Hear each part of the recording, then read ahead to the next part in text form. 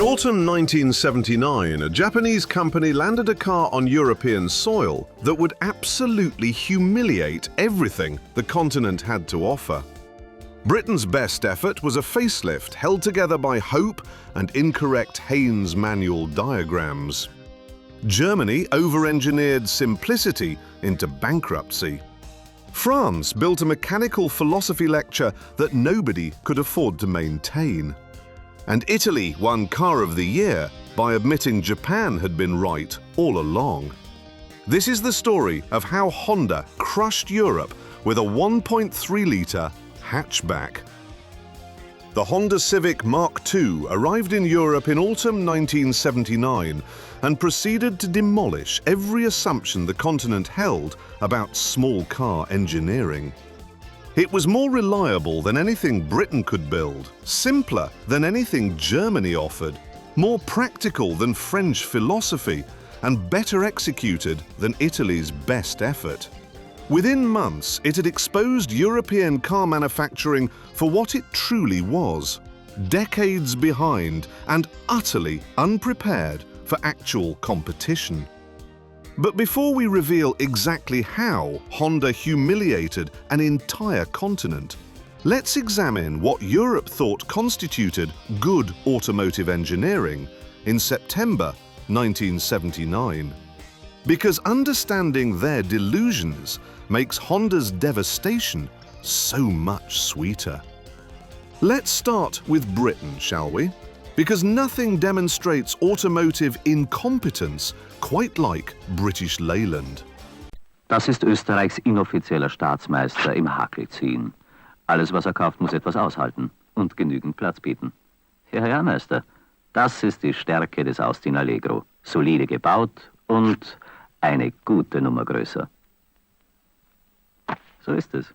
Man wächst aus den kleinen Sachen einfach heraus. Drum merke, groß und stark, Austin Allegro, zum Kleinwagenpreis. Denn Leyland ist Leistung. Austin Allegro Series 3, Britain's definition of trying. In September 1979, British Leyland unveiled the Allegro Series 3 with a marketing campaign promising Super Vroom. Super Vroom. The same people who'd given the world the Cortex steering wheel and hydrogas suspension that made the car ride like a waterbed on wheels now wanted you to believe they'd achieved Super Vroom by fitting a new grille and some Jaguar XJ6 air vents to the dashboard. The Series 3 was supposed to represent progress. 6 years after the original Allegro had stumbled onto Britain's roads like a drunk uncle at a wedding, British Leyland decided cosmetic surgery would fix the fundamental problem that the car was designed by committee during a strike. They offered 15 versions, from the base 1.1-litre standard to the 1.7 HL with quad headlamps that made it look surprised by its own mediocrity. Motor Magazine tested the 1.5 HL and concluded the gearbox was as bad as ever, high praise considering British Leyland's track record. At £4,364, the car offered front fog lamps, a radio, tinted glass and a vinyl roof. What it didn't offer was a hatchback, because British Leyland had decided the Austin Maxi should be the only car in the range with practical cargo space. You know, for reasons. By 1979, the Leyland brand was so tainted that the two Ronnies were making jokes about it on television, whilst news bulletins reported yet another strike at Longbridge. The Allegro Series 3 represented everything wrong with British industry. Too little investment, too late. Delivered by a workforce that spent more time on picket lines than production lines. It was a car designed to compete against the Ford Escort Mark III and Vauxhall Astra. It competed, about as well as Britain competed, in manufacturing generally, which is to say, it lost badly, and then blamed the unions. This is what Britain thought was competitive in 1979. Remember that. Der jüngste von Opel. Er hat, was viele gerne hätten. Der neue Kadett. Eine attraktive Erscheinung. Neue Technik, Frontantrieb, viel Platz für 5. Sparsame und drehfreudige Motoren. Neues Breitspurfahrwerk für erstklassige Straßenlage. Und dazu die sprichwörtliche Opel-Zuverlässigkeit. Kadett. Er hat, was viele gerne hätten. Ihr Opel-Händler erwartet Sie. Opel Kadett D. German engineering's expensive answer. In August 1979, the exact same month Honda unveiled the Civic Mark II in Japan, Opel introduced the Kadett D at the Frankfurt Motor Show. It was Opel's first front-wheel drive Kadett, which meant GM had finally noticed that the 1970s were ending and perhaps rear-wheel drive wasn't the future for small family cars. The Kadett D was nominated for European Car of the Year 1980, finishing second. Not first, second. Despite being launched by a company with General Motors resources, despite featuring modern front-wheel drive, despite having capable engines, it still couldn't win. That honour went to an Italian car that we'll discuss shortly, and which makes the Kadett's failure even more embarrassing. What Opel created was a perfectly competent car wrapped in layers of corporate bureaucracy and German over-engineering. Where the Japanese asked, how simple can we make this whilst retaining quality? The Germans asked, how many different ways can we engineer the same component? The result was a car that cost more than it should, weighed more than it needed to, and required specialist knowledge to maintain properly. The Kadett D offered a 1.6-litre diesel that produced 54 brake horsepower and would rumble to 89 miles per hour if you had several days and a strong tailwind. The petrol engines ranged from a wheezy 1 litre with 48 brake horsepower to a 1.8 litre producing around 115 brake horsepower. These were not bad engines. They were merely expensive engines in a car that demonstrated GM's ability to take a straightforward brief and complicate it with corporate platform sharing, badge engineering, and the kind of cost accounting that values shareholder dividends over customer satisfaction. Quick note. In March 1980, the Kadett went on sale in Britain, but not as the Opel Kadett. Vauxhall introduced the Astra Mark I, which was the same car with different badges. This is what passed for innovation in GM Europe.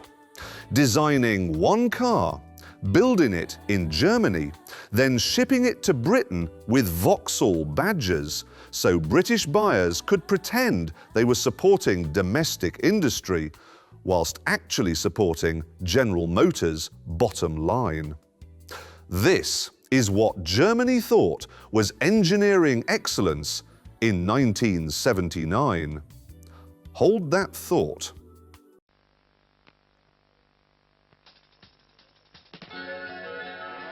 Prenez le volant de la nouvelle GSA spéciale. Avec sa suspension hydropneumatique, vous ne sentez pas la route, mais vous tenez la route.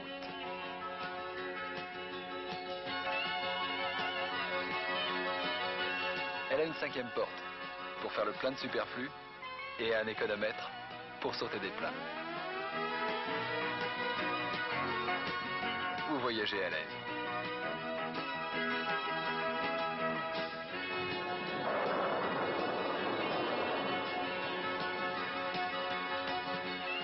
La nouvelle GSA spéciale, c'est tout le confort Citroën dans une GSA moins chère. Citroën GSA, French engineering's greatest hits. The Citroën GSA arrived in 1979 as proof that Peugeot's 1975 acquisition of Citroën hadn't quite killed the company's ability to make wonderfully impractical cars.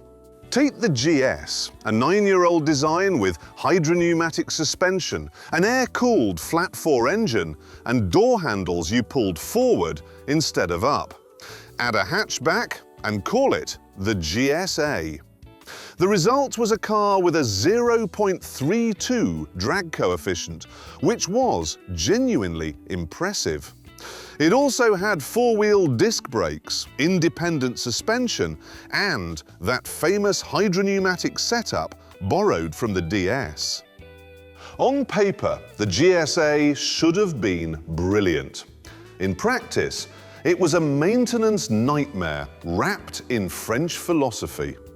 The air-cooled flat-4 engine displaced 1.3 litres and produced 65 brake horsepower, which doesn't sound terrible until you realise this was 1979 and most competitors were producing similar power from simpler, cheaper, more reliable water-cooled inline fours. Citroën's reasoning was that air cooling eliminated radiators, reduced complexity, and improved reliability. In theory. In practice, it meant specialist mechanics, expensive parts, and the kind of running costs that made British Leyland ownership seem financially prudent. The hydropneumatic suspension was magnificent when it worked. It provided a ride quality that made other cars feel like horse-drawn carts.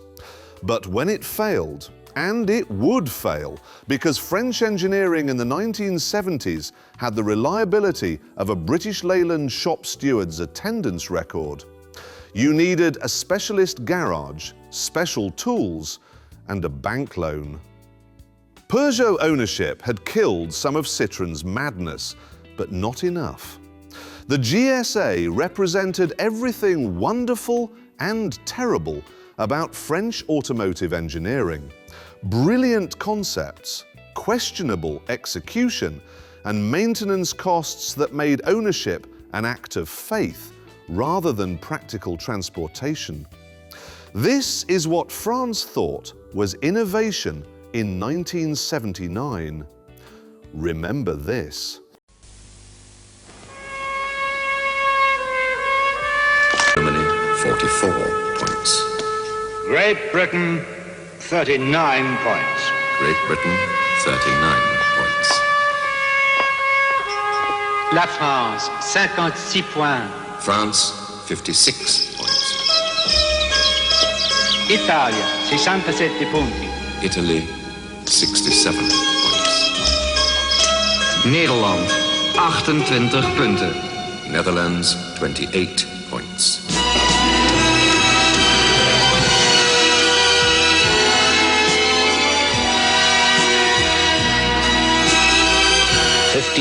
Motoring journalists from 16 nations have voted the new Lancia Delta Car of the Year 1980. Lancia Delta, Europe's best car in 1979.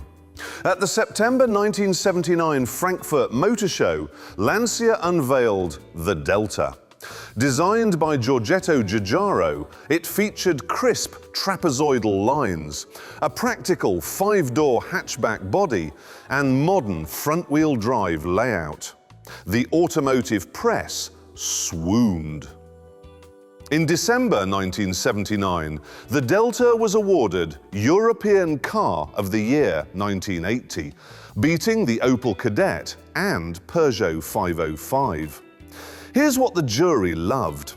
The Delta offered independent McPherson strut suspension at all 4 corners, rack and pinion steering, 4-wheel disc brakes, and a spacious interior in a compact footprint.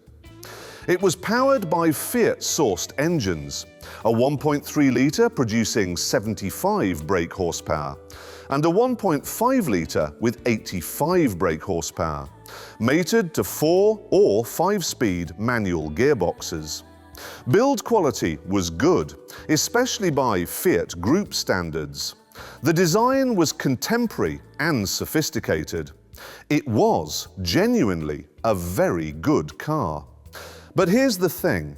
Everything the jury praised about the Delta, the front-wheel drive layout, the hatchback practicality, the space efficiency, the modern suspension, these weren't Italian innovations.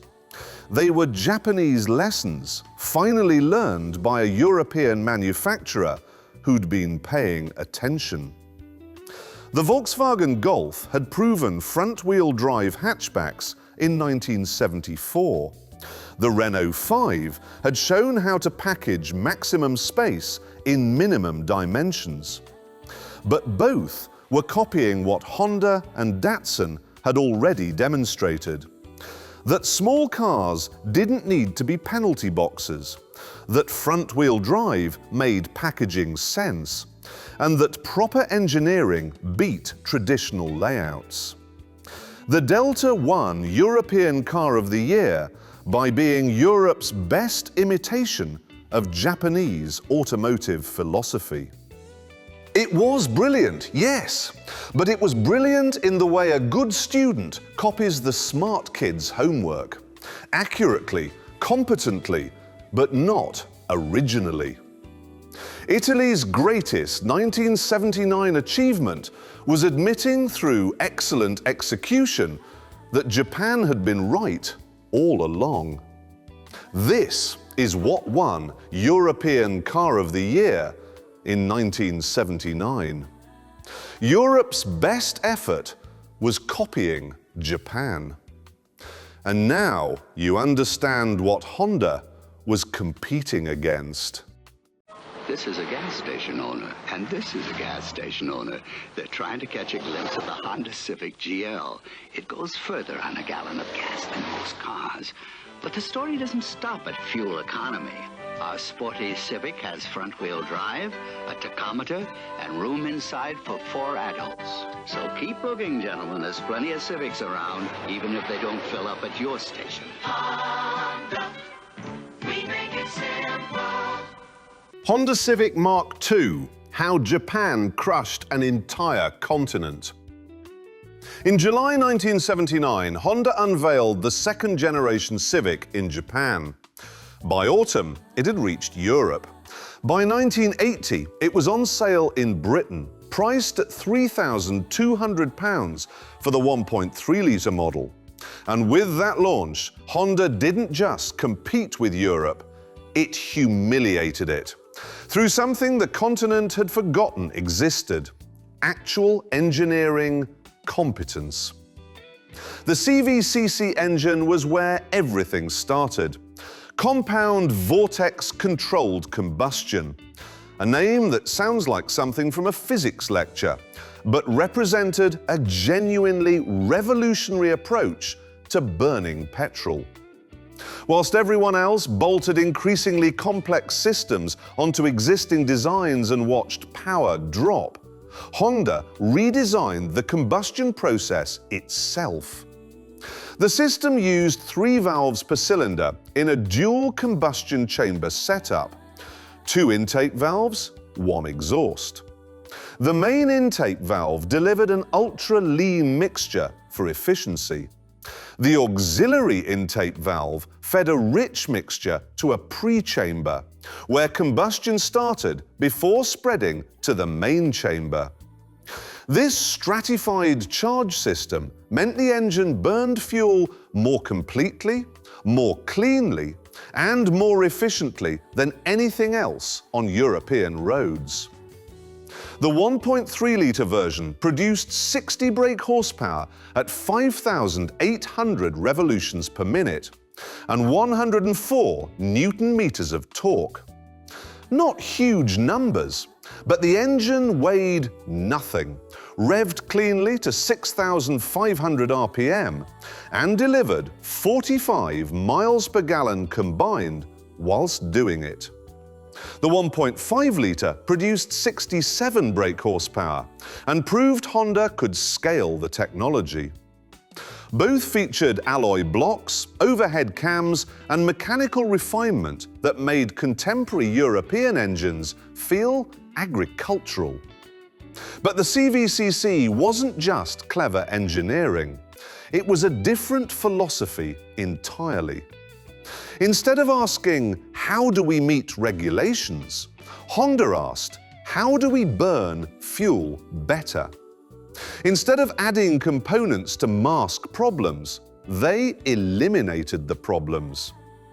It was the difference between slapping a plaster on a wound and ensuring you never got cut in the first place. This thinking extended throughout the car. The Civic weighed approximately 800 kilograms through intelligent design rather than cost-cutting. High-strength steel in stress points, thinner gauge metal elsewhere. Simple McPherson struts at the front, trailing arms at the rear. No complex systems that required specialist knowledge. No philosophical statements about engineering independence. Just suspension geometry that worked, consistently, without drama. The interior demolished every assumption about small car quality. The dashboard was logical, with clear instruments directly in front of the driver. Controls fell easily to hand without requiring a treasure map. The seats actually supported your back rather than merely existing beneath you. The 5-speed manual gearbox shifted with precision that made it feel like it belonged in something costing twice as much. And then there was the driving experience. The Civic cornered flatly where others wallowed. It felt light and responsive where competitors felt corporate and heavy. It simply worked, day after day, mile after mile, without requiring faith in complex systems or hoping the specialist garage had parts in stock.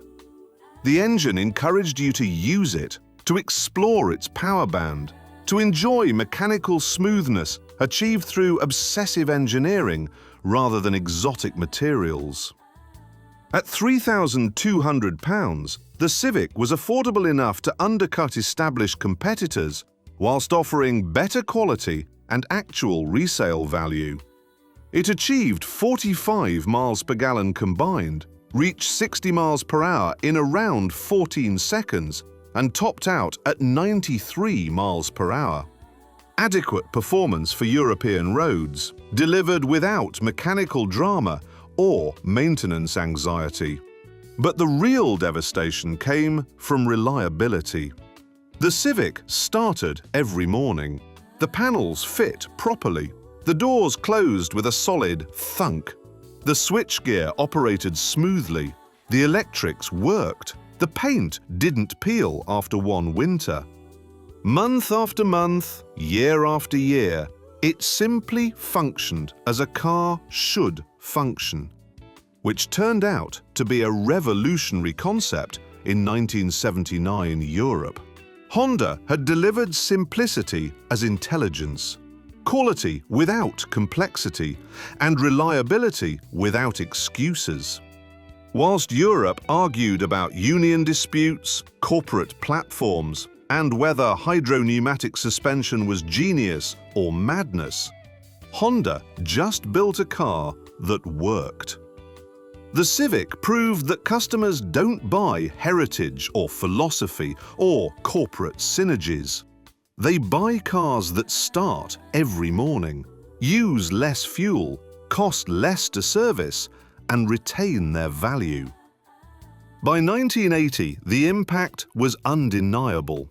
The Civic competed effectively across Europe, not through clever marketing or corporate muscle, but through being genuinely better engineered than what the continent offered. It was a 1.3-litre hatchback that exposed decades of European automotive complacency. The uncomfortable truth that Europe's best 1979 car won Car of the Year by copying Japanese philosophy wasn't coincidence. It was admission.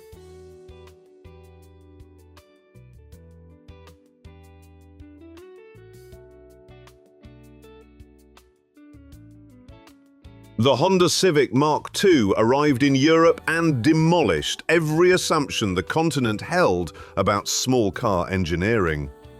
Not through exotic materials or massive budgets, but through competence, a quality that turned out to be revolutionary in 1979. The Civic proved that good engineering beats heritage, simplicity beats complexity, and reliability beats excuses. Europe's response was telling. The best efforts faded, the complex systems proved unsustainable, and the award winner succeeded by admitting Japan was right. Sometimes the most important lesson is recognizing when someone else solved the problem properly.